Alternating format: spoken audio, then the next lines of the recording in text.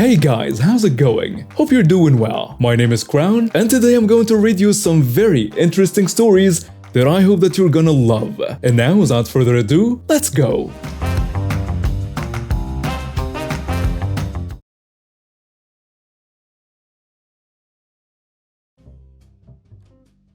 Okay, so I was just talking with my partner and told her about this story that happened about 3 years ago. For some context, I have a German Shepherd named Deuce.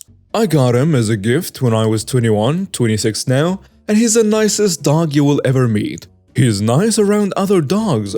I have never seen him bite anyone, and he loves kids. This is important for later. At the time, I was fresh out of college and recently got a job at a tech company. I moved out into my current neighborhood that was not only close, but had ample backyard space since Deuce loves to run. I found a house and moved there.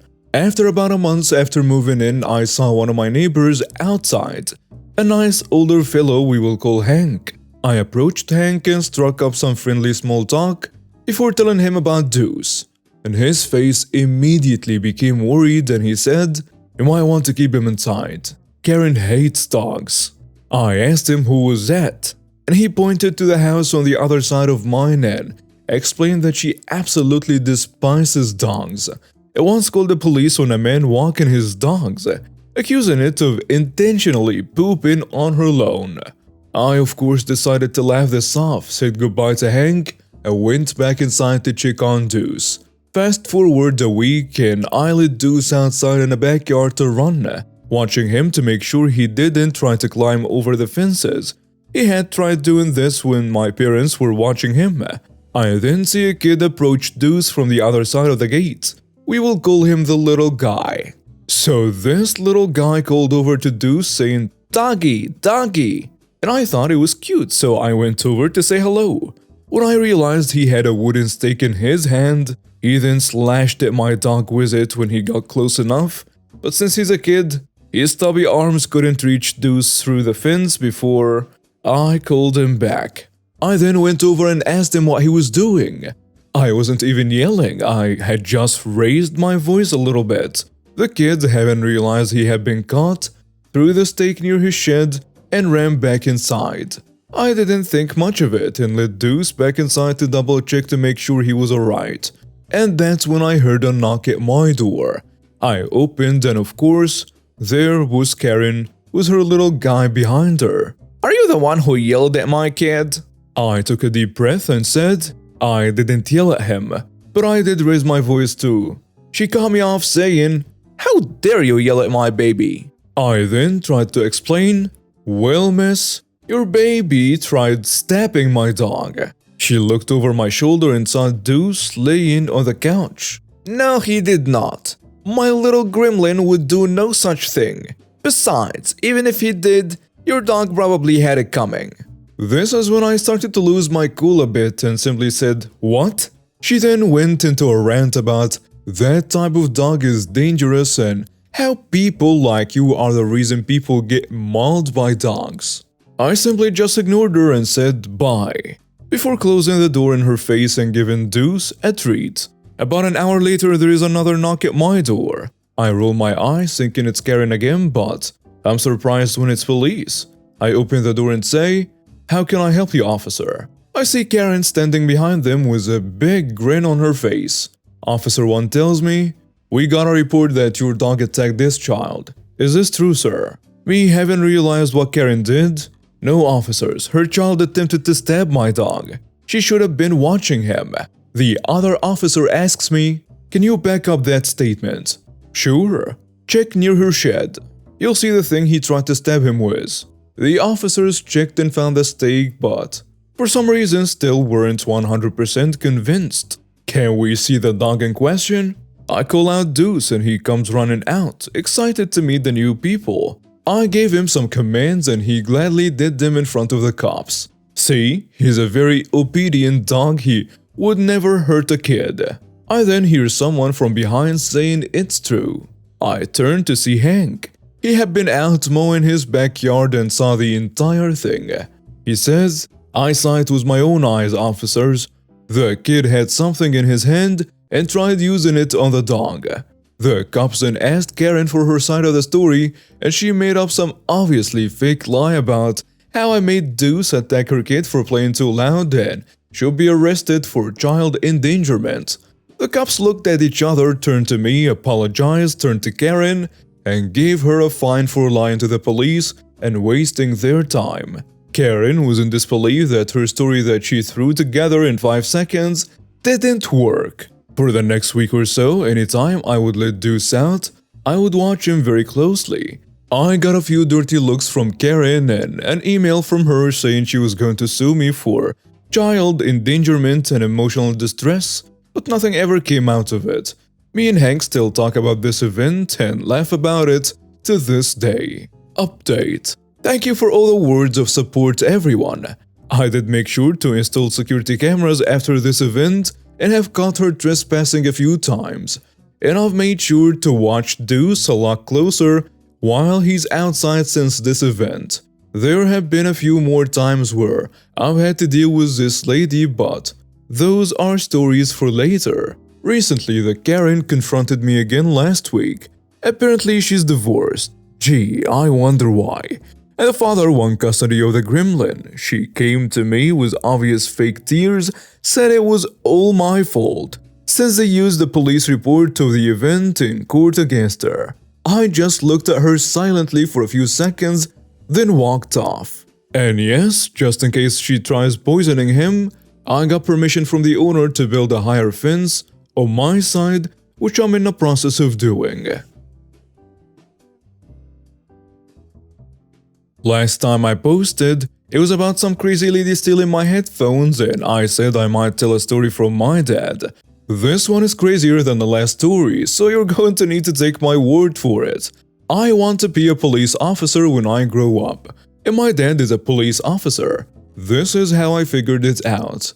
My dad comes home and hugs my older brother and I, and he asks if we want to hear a story. This is when I was about 11 or 12.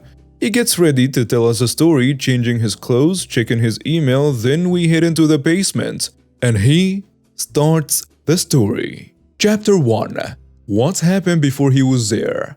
My dad is on patrol with his partner, we will call him Bucky. And as always, dispatch blurts out some from his radio.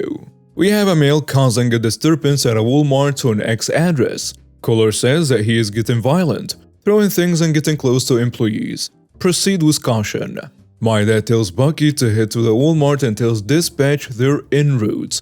Chapter 2. What were the first parts of the encounter? My dad pulls up on the Walmart. Hey, it was the same Walmart from the last story. And he enters with Bucky tasers drawn. As soon as they enter, they see a 6-foot man kicking carts as a teenager is yelling at the employees with one little toddler sitting in the man's cart confused as heck. Bucky rushes up to the man and this is the dialogue. Stop yelling. Stop yelling. Tell me what's wrong. Bucky yells as my dad rushes to the employee who is getting berated by the teenager. The man turns to Bucky. This idiot! Pointing to a female employee who is ready to start crying at this point. She didn't want to serve me for no reason. The male yells as he walks up to a hand sanitizer stand and kicks it down. Sir, calm down. We will figure this out if you want to work with us. Bucky tells the man. My dad finally stopped the teenager from yelling. The man then rushes up to Bucky and gives him a mean right hook, knocking Bucky to the floor. Then my dad gives the man a kick to the pelvis area and tases him. The teenager rushes up to my dad and this is where it really escalates. Chapter 2. The villain goes down. The teenager kicks my dad's back as Bucky calls for backup. My dad doesn't recall the exact details, but he does remember the man getting up and getting tased. But the taser fails. He also remembered that the teenager kept running from Bucky and got tased. 2 security guards also came and tried to help. Backup arrives and they all take down the teenager and the man. The teenager is spitting in the other officer's face. This is before we got spit hoods and such. So one of the officers actually put tape over the teenager's mouth. Chapter 4. What happened before we were there? Well, this is a dumb reason why the man made a fuss. He had been shoplifting and they called the police and didn't serve him. Security was dealing with something else, so as soon as they could, they rushed over. The employee who was getting screamed at was a new employee, so she was so confused and saddened. Chapter 5. The Aftermath. The man was arrested for battery on an officer, battery, assault on a police officer, disturbing the peace, and they put some child neglect for having the teen fight with him. The man did not get a court case. He ended up in a plea bargains and was not surprisingly convicted. The teen was given only a battery on an officer charge and a disturbing the peace charge. This made it to the plea bargains, and the toddler was given to the mother, who was a nice lady, with her nicer grandma. That was the story. If you ever heard of a story like this, but from a civilian or employee's perspective, now you know what kind of crazy stuff goes on from the police officer perspective. This is going to be most likely the only story about this, because my dad handled tons of cases like this, and ones unlike this, of course. Have a nice day. So this was almost 12 years ago, but to this day I'm still proud of my sister, and this still makes me laugh. I was 14 and used to take my 3 siblings to the park to play after school. My little sister, my little brother, both 4, and my youngest brother 3. I was playing football with my little brother outside of the park, whilst my best friend, 14 male, was playing with the others, and his little sister was also with them. This 13-year-old entitled brat came over and pushed my youngest brother off the swings incredibly hard. My best friend was playing with his sister but went over and asked the entitled brat to leave him alone and stop bullying little kids. The entitled brat told him to get lost and that it was his playground. My best friend took the kids off to the other side of the park to play on the train climbing frame. My best friend's little sister fell off, and he went to help her clean her knee up and put a plaster on. Next thing we know, the entitled brat is screaming on the floor, and his mom, the entitled mother of the story, is storming out of her house screaming at the top of her lungs, "Who does this little witch belong to?" and pointing at my sister. It turns out that the entitled brat had pushed my little sister and hit my youngest brother again. So my little sister walked over to the entitled brat, told her to leave them alone, and the entitled brat had pushed her again, so she kicked her legs. I always told my sister if someone grabbed her or hurt her to kick them there and run away, as we lived in a dodgy area. The entitled mother is screaming she will get my little sister arrested for assault and get me arrested for allowing her and teaching her to do it. Every parent in that park, plus myself and my friend, told her that we would all be pressing charges against her entitled brat for bullying and assaulting children. And unlike my 4-year-old sister, she would be likely to get charged as there were multiple victims and she is old enough to be taken to court. She threw a massive hissy fit, called the police, and they turned up, asked questions, and basically laughed at her and left. They gave the entitled brat a stern talking to and a warning, and none of us saw her in the kids' park again.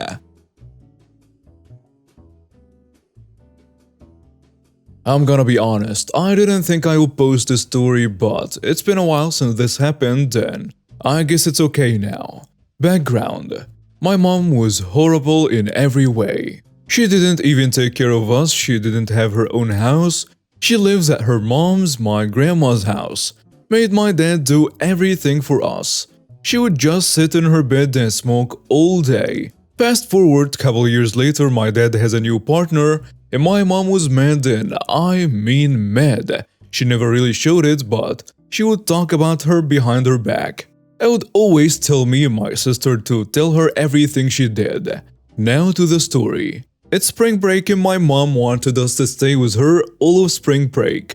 My dad said no because he wanted to spend time with us too. My mom threw a hissy fit, saying stuff like, "You don't want me to see my kids," and "You want my kids to not love me," and other things that I did not hear. My dad went crazy on her, saying various things that might get me banned from this subreddit. So after this was over, my mother came to the conclusion that my dad and his partner were abusing me and my sister. So what does she do the next day? Call the police twice.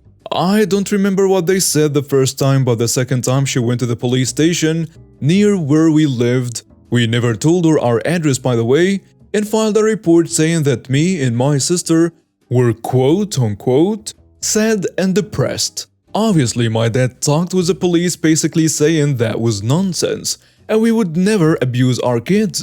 Fun fact, my sister was the only one on the report because mom knows it. I don't like her at all, but my sister does. The police did talk with her, but we don't know what happened between them and my mom. So that will always be a mystery. Now fast forward 2 days and now she resorted to gaslighting my sister to the ground. She didn't even dare call me. Everything she said was nonsense until she said the most baffling words.